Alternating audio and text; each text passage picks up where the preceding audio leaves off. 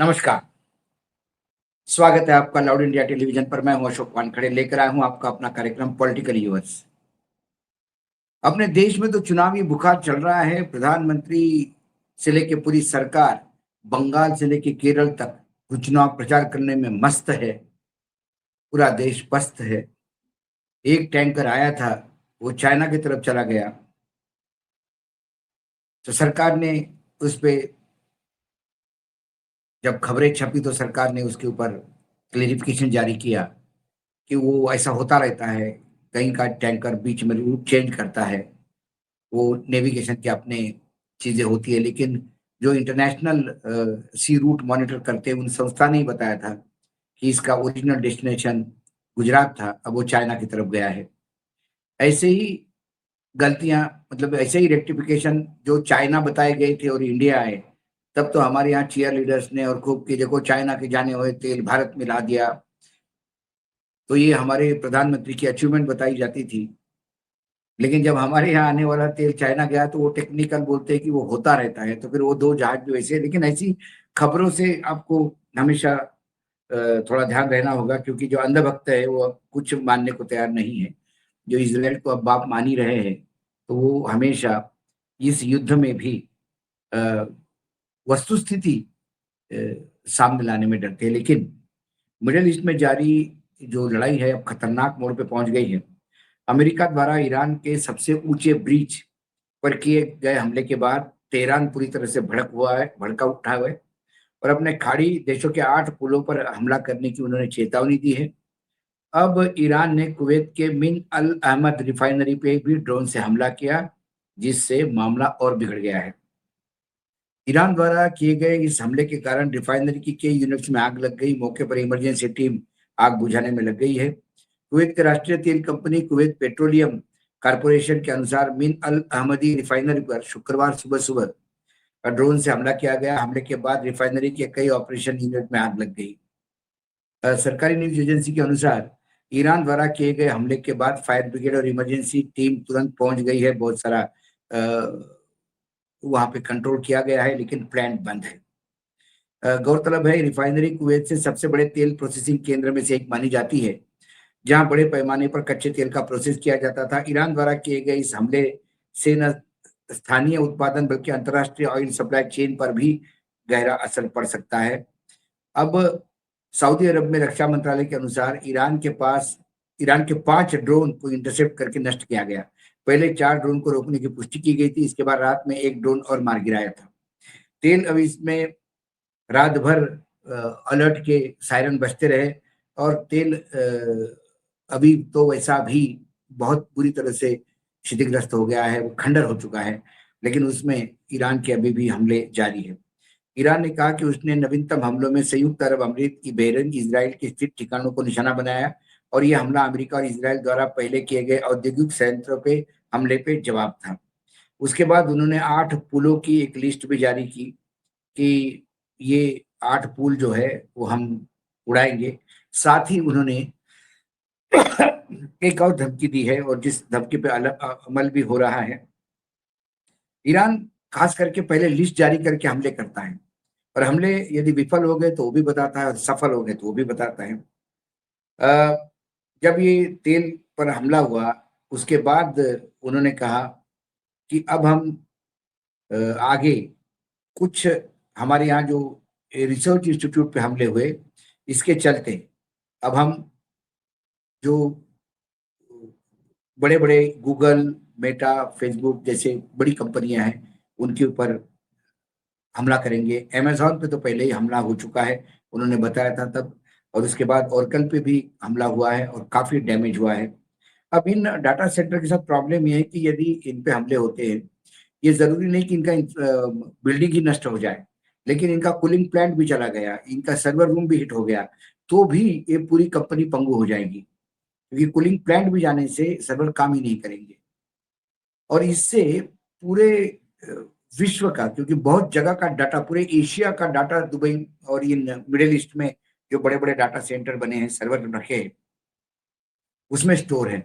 उससे पूरे बैंकिंग से लेके तमाम, मतलब हम व्हाट्सएप से लेके ट्विटर तक सभी इससे प्रभावित हो सकते हैं। अब जब ईरान ने अपने पुल पर होते हुए हमले के बाद एक लिस्ट जारी की। इस हिट लिस्ट में ईरान ने खाड़ी देशों के 8 बड़े पुलों की जारी की और कहा कि अब ये पुल भी हमारे लिस्ट में है। अब सरकारी फास्ट न्यूज एजेंसी है, उन्होंने कहा कि खाड़ी देशों और जॉर्डन के कई बड़े पुल आईआरजीसी के निशाने पे हो सकते हैं। ईरान ने अनालोदू की एक रिपोर्ट के अनुसार ईरान की इस लिस्ट में कुवैत के शेख जाबेर अल अहमद अल सबब सी ब्रिज, संयुक्त अरब इमरीत के शेख जायद ब्रिज, अल मक्ता ब्रिज, शेख खलीफ ब्रिज, सऊदी अरब में जो बेरिन को जोड़ता है वो बड़ा पुल है किंग फहद कॉजवे, साथ ही जॉर्डन के किंग हुसैन ब्रिज, दमिया ब्रिज और अब्दुल ब्रिज ईरान के टारगेट पे है। अब इसी के साथ साथ एक नई खबर जो आई है वो बड़ी चिंता करने वाली है। और वो क्या, अब नई राजनीति जो हो रही है, क्या गेम युद्ध का इतना बुरा फंसा हुआ है। जो एक हमला हुआ था कुछ दिन पहले, और ये हमला ईरान के खाते में चला गया। सऊदी अरब की राजधानी रियाद में अमेरिकी दूतावास पर हुए भीषण ड्रोन हमले में भारी नुकसान की खबर है। ईरान ने इस हमले में हाथ होने से इनकार करते हुए इजराइल पर शक जताया था। पश्चिम एशिया में भारी भीषण तनाव के बीच सऊदी अरेबिया की राजधानी रियाद के से एक चौंकाने वाली खबर सामने आई। रियाद स्थित अमेरिका के जो दूतावास है उसमें 3 मार्च को एक हमला हुआ था। तब ये बताया गया था कि इस हमले में जो कुछ नुकसान नहीं हुआ, लेकिन अब जो चीजें सामने आ रही है वो ये बताई जा रही है कि इस हमले में बहुत ज्यादा क्षति पहुंची है। बताया जाता है कि इस हमले ने दूतावास की सुरक्षा व्यवस्था और खुफिया तंत्र को हिला के रख दिया। इस हमले के लिए शुरुआती तौर पर ईरान को जिम्मेदार ठहराया जा रहा था, लेकिन ईरान की जो इस्लामिक रिवॉल्यूशनरी गार्ड कॉर्प्स यानी आईआरजीसी, जो उनका अब मुख्य लड़वैया संस्थान है ना, आर्मी है, ने आरोप को सिरे से खारिज कर दिया। आईआरजीसी ने आधिकारिक बयान जारी करके कहा कि यह हमला ईरानी सेना द्वारा नहीं किया गया है। ईरान ने दावा किया कि हमला निश्चित रूप से इजरायल का काम हो सकता है। तेहरान ने तर्क दिया कि उसके पहले ही अपने संभावित सैन्य लक्ष्यों की एक सूची जारी कर दी थी और रियाद स्थित दूतावास उस सूची का हिस्सा नहीं था। रिपोर्ट के अनुसार रियाद के डिप्लोमेटिक क्वार्टर स्थित दूतावास पर 2 ड्रोन से हमला किया गया था। पहला ड्रोन एयर डिफेंस सिस्टम को चकमा देते हुए सीधे परिसर में जा गिरा। तुरंत दूसरे ड्रोन ने उसी स्थान पर धमाका किया। इस हमले में दूतावास की 3 मंजिला बिल्डिंग को गंभीर नुकसान हुआ, बहुत बड़ा नुकसान हुआ। अमेरिका खुफिया एजेंसी सीआईए का स्टेशन भी इस हमले के चपेट में आया। दूतावास ने कुछ दूरी पर एक उनका जो अमेरिकन राजनयिक है उसका आवास था, उसको भी इसमें निशाना, मतलब वो भी इसमें क्षतिग्रस्त हो गया। अब क्या ये युद्ध अमेरिका को और ज्यादा आक्रामक करने के लिए, क्या इजराइल ही कुछ जगह पे बम गिरा रहे हैं या ड्रोन गिरा रहे हैं, ये बता के कि ये काम ईरान का है? क्योंकि ईरान ने आज तक जितने हमले किए, खासकर खाड़ी के देशों में जहां जहां अमेरिका के मिलिट्री बेसिस है, वह हर जगह पे बोल के किया। और ईरान पूरे युद्ध में 28 फरवरी से लेकर आज 32, 34, 35 दिन हो गए हैं, पूरे कार्यकाल में आप देखेंगे तो ईरान ने कभी पहले हमला नहीं किया। ईरान ने उनके ऊपर हमला जो हुआ उसका माकूल जवाब दिया। ईरान ने जब कोई टारगेट की लिस्ट अनाउंस कर दी, जैसा उन्होंने कहा कि ये 18 अमेरिकन कंपनियां हैं जिस पे हम हमला करने जा रहे हैं, तो उन्होंने पहले कहा कि हम आपको रिक्वेस्ट करते हैं कि उस ऑफिस से 1 से 1.5 किलोमीटर के रेंज में सब कर्मचारी दूर रहे, कोई वो रहे नहीं वहां पे, क्योंकि उन्हें किसी के जान को नुकसान नहीं पहुंचाना है। ये ईरान ने जब ईरान के अपने एनर्जी पे हमला किया, उनके पेट्रोलियम रिफाइनरी पे हमला किया, तो उन्होंने रिफाइनरी को टारगेट बनाया। जब आपने उनके ईरान के गैस सप्लाईज पे हिट किया तो उन्होंने कतार में पूरा गैस प्लांट उड़ा दिया।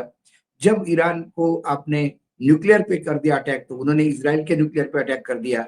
जब आपने उनके विमान को उड़ाया, तो फिर उन्होंने अमेरिका के विमान उड़ाना शुरू कर दिए।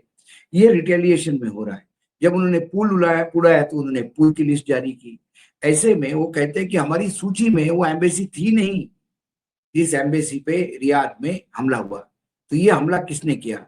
अब सीआईए भी इसको खंगाल रही है और बाकी सारी एजेंसियां भी लगी है कि कहीं इजराइल और अमेरिका को उस्काने के लिए या अमेरिका को इस युद्ध में और ज्यादा इन्वॉल्व करने के लिए कहीं ये काली करतूत तो नहीं कर रहा है। समय आएगा, सब चीजें सामने आएगी। लेकिन इन पूरे युद्ध काल में एक बात तो है, अमेरिका के राष्ट्रपति हर 2 घंटे में यू टर्न लेते हैं। इसराइल में टोटल सेंसरशिप है, जहां कुछ भी रिपोर्ट करने नहीं देते। लेकिन एक ईरान है जहां सेंसरशिप भी नहीं है, वहां मीडिया घूम रहा है, रिपोर्ट कर रहा है, वो लोग खुद वीडियोस जारी करते हैं, नुकसान हुआ तो बाकायदा बताते हैं और नुकसान किया तो बाकायदा बताते हैं, हमले कहाँ करना है ये बता के करते हैं। इसलिए पूरे ये 1 महीने के युद्ध में कम से कम ईरान ने कभी यू टर्न नहीं लिया।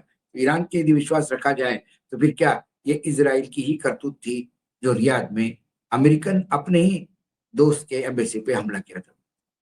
पॉलिटिकल यूर्स में इतना ही। कल फिर आता हूँ किसी विषय के साथ। तब तक नमस्कार, देखते रहिएगा द लाउड इंडिया टेलीविजन।